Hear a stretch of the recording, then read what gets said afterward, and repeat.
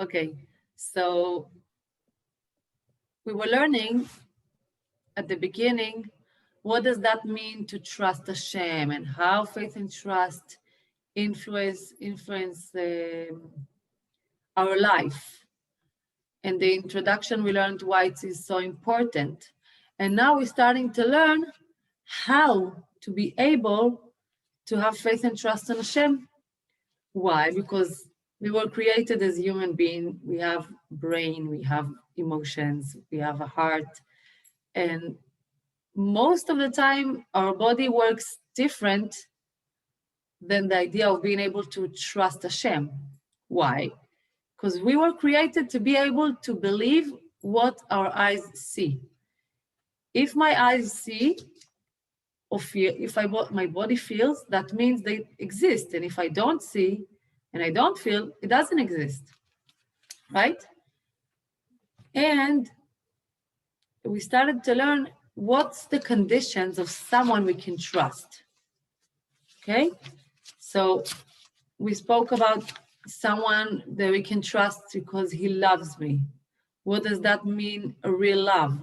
That Hashem gives us without conditions, without reasons, and if we ask something from Hashem, he gives us much more than what we ask. So someone that loves us is one of the conditions that I can trust, but it's not only the conditions, the only condition. We spoke about, last time we spoke about the idea that sometimes people think that Hashem thinks negative about them because they did something wrong. Or maybe Hashem is angry at us. So why would I be able to trust Hashem? Maybe I did something wrong, maybe I did something bad. So Hashem wants to punish me. So Rabbeinu Bechaya explains that if we think that Chas v'Shalom Hashem is angry at us or he might punish us, so we won't be able to have trust on Hashem. We will be nervous the whole time because we want to feel calm. To be able to rely and to trust on Hashem, it's when I'm calm. But if I think he wants to punish me, well, how will I be calm? So Perek Aleph explains that trust is Regiat HaNefesh, that I'm calm and I can rely on someone that I trust. Okay, that's number one. There's another thing that we need to have in trust, means like to be sure. We will learn in the continuation that when we rely or trust people, human being, so we can trust them only if we trust Hashem. Why? Because actually Hashem is behind all the situations. I can trust someone, but he's limited. I can trust people, but they are limited. They can even promise and want and prepare and do anything they promise. But if Hashem decides that something is different, so that's what's going to happen. So that's why even if we trust other people, we should remember that when I rely on someone, we should say Be'ezrat Hashem, that he will be able to do it. And that's the part that we add the trust on Hashem in relationships. Because if someone didn't do something, or someone promised that he's going to do something and he didn't do it, so if I say Be'ezrat Hashem, so if he didn't do it, I know that Hashem caused it not to happen. Even though Hashem causes everything.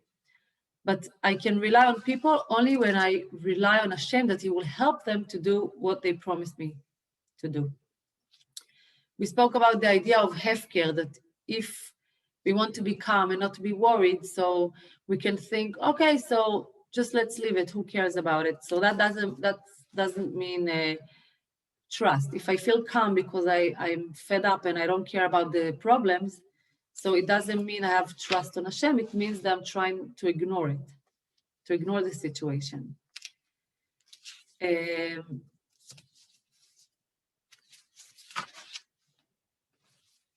so whoever trusts Hashem, he's relying on Hashem, right? And trust means that I'm connected to someone I rely on, so I'm calm. I have no pressure, I don't feel nervous. So we should remember and realize that in the Rabbeinu Bechayei says, when he says trust, it's not only being able to be calm. Trust is not only being calm, it's to be calm that I'm relying on the one that I trust. Because I'm sure he's going to do it. Because I'm sure he's able to do it. And that's why it's so important to have trust in Hashem, because we have less anxieties and less stress and less feeling of control in our life. What does cause us to be nervous? The emotion, the feeling that you cannot control anything. Because when we can't control anything, we feel unprotected. We feel like we can't do anything. We feel like we are choser onim, I don't know how to say it. So that means that faith and trust in Hashem is not only just to trust on Hashem. Like I say, okay, I trust in Hashem, I trust in Hashem. It's not enough. It doesn't mean that I already trust Hashem the whole time.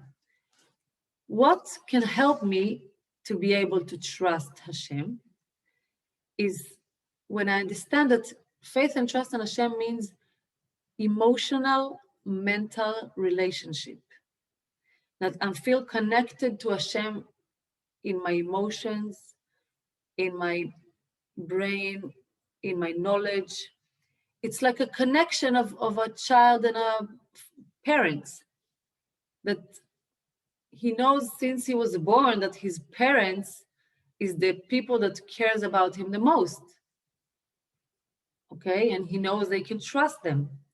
So it's not only, okay, my brain says that Hashem is running the world. So of course, if Hashem is running the world, so I can trust him. It's not only that, it's a strong, strong, strong mental relationship, emotional relationship to Hashem. And when we have this mental, emotional, mental relationship, then we can get to be in touch with Hashem every day, every moment, every situation.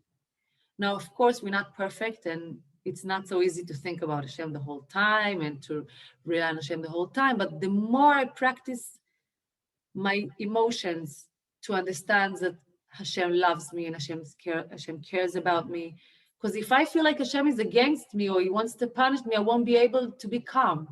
And trust on Hashem means to be calm.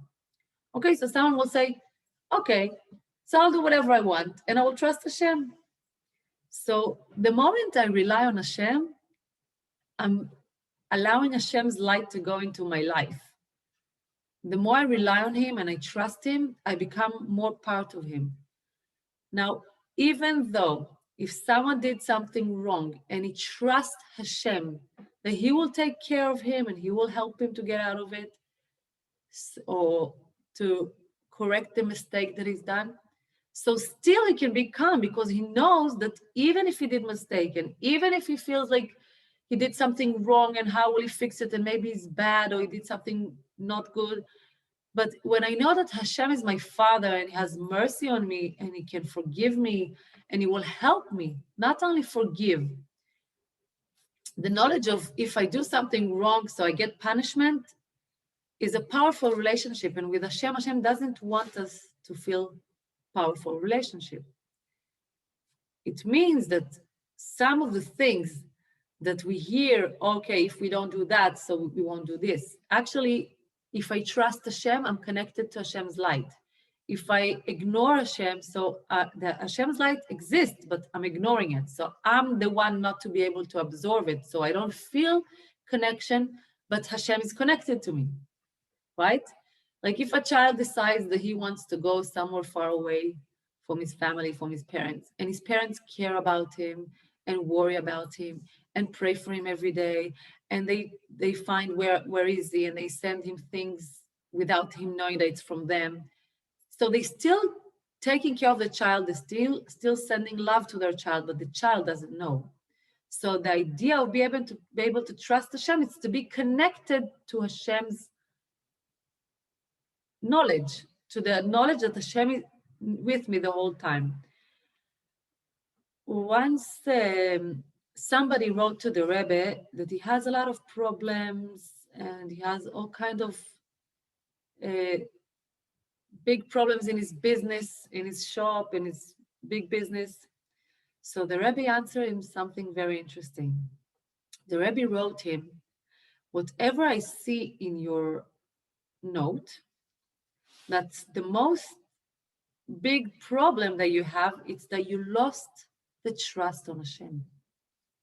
Which means the moment you started to feel desperate and that there's no hope, so the trust became smaller and smaller.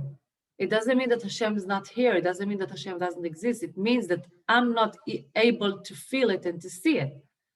And as we learned before, there's two ways of Hashem taking care of the world. There's in the Gvura way, that's called Shem Elokim, which means Hashem takes care of me, but I can't feel it and I can't see it, but it's happening.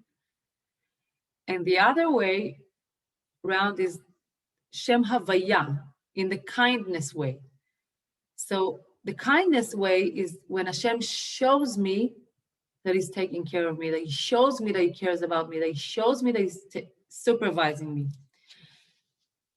So actually, what the Rebbe says to him, that if you write that you have all kinds of problems in your business, so whatever I read in your note is that the big problem is that you lost the faith and trust on Hashem. You felt desperate, you felt like you cannot trust. And then the Rebbe said something very interesting. He said, we should know, he wrote it on the paper, you should know that all the bless and the relationship and anything we do in our life, everything, all the bless goes through the trust on Hashem. And if Chas v'Shalom, we lost the trust on Hashem, so we actually got far away from the bless. It's not that the bless doesn't exist, but I'm not able to feel it. It's like Shabbat. If we take an example of Shabbat, Shabbat comes, some people have knowledge to Shabbat and some people don't have the knowledge for Shabbat. So does it mean that Shabbat doesn't exist for some people? No. Shabbat exists all the time. But if I'm more connected to the knowledge that Shabbat is happening and I'm able to rest, and now it's the right time to rest, and now it's the time not to do all kinds of things. So then I feel that Shabbat exists in my life. I feel the pleasure. But if I'm not connected to it, it still happens. I still know that that's Shabbat, but I just not able to feel all the light. That's all. The light exists. As the example that we gave, we always used to say, and also the Baal HaTanya gives us that example, that when we have the sun shining outside, and as you can see, all my windows are closed over here, for example. So if I turn off the light, I can't see anything. Does it mean that the sun doesn't exist? No, it means that I'm not able to see the sun. And if I want to be able to see the sun, I need to do a certain work. I'll need to open the windows. So whatever the Rebbe is trying to say, that we should know that we have the ability to feel better, to live better, and to have good life if we rely on Hashem and we trust him that he's unlimited, that he can do anything for us, that he cares about us, that he's the blessing, that the relationship with Hashem is the blessing. Why blessing? It's always when the Rebbe used to say bracha ve'atzlacha. Why wouldn't the Rebbe says only be'atzlacha? You should succeed. Why to say the blessing and the success? Isn't it enough to say, be'atzlacha, good luck, you'll manage to do it? Why? Because the blessing gives it a different point of view. Because things can happen in a good way and things can happen in not exactly like a good way. But the more I'm connected to Hashem, I also feel the bless of the things that happen. That's why when we bless, it started from Rabbi Levi Yitzchak Berditchev. They used to say that he's blessing on Banei, Chayei, Mezonei, V'kulo Revichei. So Banei is children, Chayei is Briut, health, and Mezonei is the Parnasa. Okay, so whoever has health and kids and money and Parnasa B'Shefa, so what's the problem? So Rabbi Levi Yitzchak Berditchev says, V'kulo reviche. It's not when we bless someone that he will have kids and happiness and parnasa and health. It's because he needs it kulo reviche. Kulo reviche means that we will be able to enjoy that time. We will be able to feel that we are healthy. We'll be able to feel that we have the shefa. We'll be able to feel that we have our kids as a gift. And that the more we connected to Hashem, the more we're able to see our life and our situations in life totally different. So actually also there's one that he also wrote to the Rebbe that he has all kinds of health issues. And the Rebbe wrote him that the thing he should do is to להתחזק במידת הבטחון. Of course, it doesn't mean that we don't need to go to the doctor, because we're supposed to do our hishtadlut. We're supposed to do what's dependent on us. We're supposed to go to the doctor. We're supposed to do whatever we need to do, okay? But if I add Hashem into that process, so then I can be calm and I can have a good time with that. So then if I have something with my child and something, I'm not trying to educate him the way I wanted to educate him. So when I look up and I say, okay, 1 second, Hashem, you brought this soul into our life. You brought me with my knowledge to be his mother. So you are involved in that story. It's not only in my control, because sometimes we can't feel control in our kids, and we don't need to feel control. We should know that everything is under control by Hashem. And if someone is else taking control on the situation, that means Hashem. It doesn't mean that I don't need to do anything. I can try, I can work on my midot, I can work on my perspective, I can go to get a ye'utz, consolation, I don't know how to say it, consultation. But the idea is that the knowledge makes the big difference. So we should know that trust Hashem is the source of our blessing. Trust means that I'm calm because I know that someone is supervising my life. So if I'm calm and I trust Hashem, so what depends on me? So what do I need to do and what I don't need to do? And that's Be'ezrat Hashem we will learn in the next shiur. We will go into the deep details of how we should behave in the faith and trust in Hashem, and not only to think it. Because when we behave as if we trust Hashem, so it's even stronger. But Be'ezrat Hashem next week we're going to learn how to do it, actually. Be'ezrat Hashem.